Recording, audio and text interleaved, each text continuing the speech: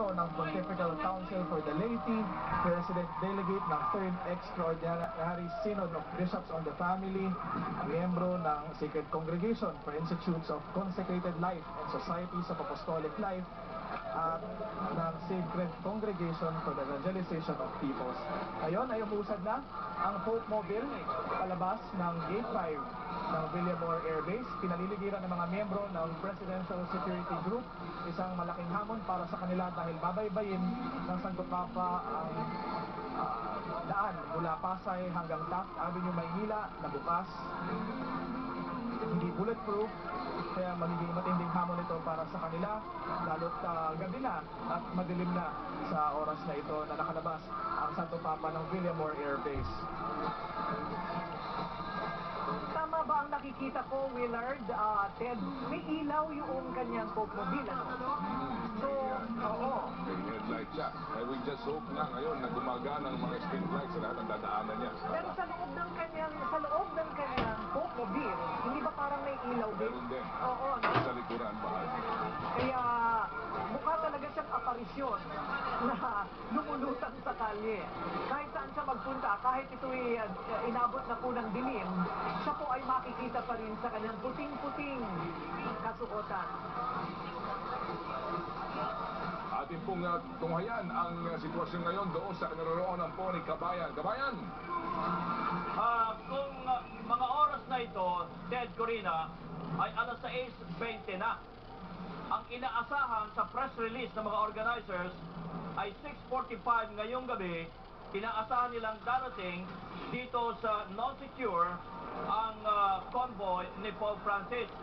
Pero mukhang malabo sapagkat alas 6:20 na at sa takbo na 20 kph at hindi tayo sigurado kung siya ay bababa o pababagalan niya sa 20 kph pa, bababa pa para kumaway sa napakaraming tao na sigurado kung mananabik at sisigaw kapag dumaan na sa kanilang tapat si Pope Francis. So malabo itong 6:45. Palagay ko baka past 7 o'clock in the evening, baka hindi pa, lalo na kung bumagal. Pero ang mga tao dito ay excited na. Pag nakikita nila sa monitor si Pope Francis, sumisigaw sila. Iyan ang sinasabi ko sa inyo, Ted, Corina, na sa monitor pa lamang sa television, sumisigaw na ang tao, ay hamakin mo kapag dumaan pa ng personal si Pope Francis sa aming tapat papunta ng Apostolic Non-Secure. Ted, Corina. Ang ginawa nila kahapon na dry run, mismo nung gabi, ay baka nga daw abutin pa ng 2 oras ito. No? Pero ngayon sa pagtansya nga, sa report ni Willard kanina, ay mga 1 oras po. So ang kagandahan po naman dito ay wala na ho siyang schedule pagkatapos nito at hindi na po magmamadali. Yan po ang ating anticipation. Hindi pala ipinagbawal ang hindi naman siguro magagawa yun na ipagbawal ang mga camera, no? Kanya-kanyang hawak po ng mga iPad, ng mga tablet at mga cellphone, ito pong mga nakahilera sa kalye para kunan ang Santo Papa. Ito isang bagay, Ted, na hindi inakala ng marami sa ating henerasyon na mangyayari, ano? Na una, magkakaroon ng sunod-sunod na paghalal ng Santo Papa sa loob ng ating buhay. Di rumot na abutan pa natin, ewan ko ikaw, naabutan ko pa si Pope Paul VI. Pope Paul VI, pagkatapos sinundan ng marami at sa loob ng ating pagiging mga mamamahayag, nagkaroon ng Pope John Paul II at nagkaroon ng Pope Benedict. Hindi nagtagal, hindi inakala ng marami na siya'y magbibitaw at biglang nagkaroon na naman ng panibago na namang Santo Papa. All in our lifetime. At eto pat nabasbasan tayo ng isang hindi inaasahan na bisita ng Santo Papa sa ating lupa. Ito po na isa po sa mga naging prioridad na puntahan po ni Pope Francis ng mga bansa. Ngayon, Corina, lahat po ng mga dadaanan po ng Santo Papa, hopefully po makapture ng ating pong mga live points. At sa mga oras po na ito, ang binabanggit nga doon sa mga reports na ating pong tinanggap ay lalo pang dumami. Nung malaman po na umusad na, meron pong mga nakaantabay lamang sa mga palipaligid po na nagdagsaan na ngayon sa buong ruta po na dadaanan ng Pope Mobile.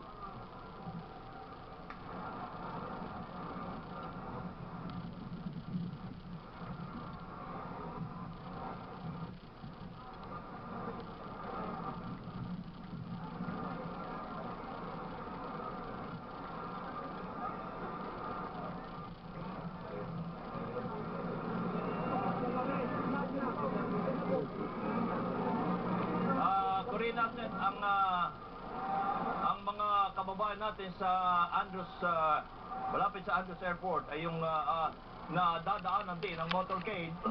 Sila ay excited na rin na makita ng mga residente sa isang barangay, itong sa may Andros Avenue.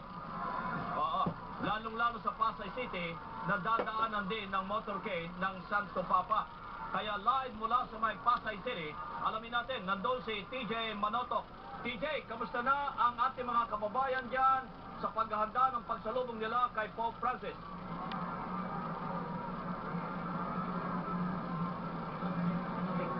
Ayan o, dumadaan na siya at ilang minuto na lamang paglampaso niya ng Andros Avenue ay malapit na sila palabas ng Airport Road. Pagkatapos, yan ang malalaman natin ngayon kung saan siya dadaan. Siya ba'y dadaan sa Taft Avenue o diretso siya ng Rojas Boulevard? Kapag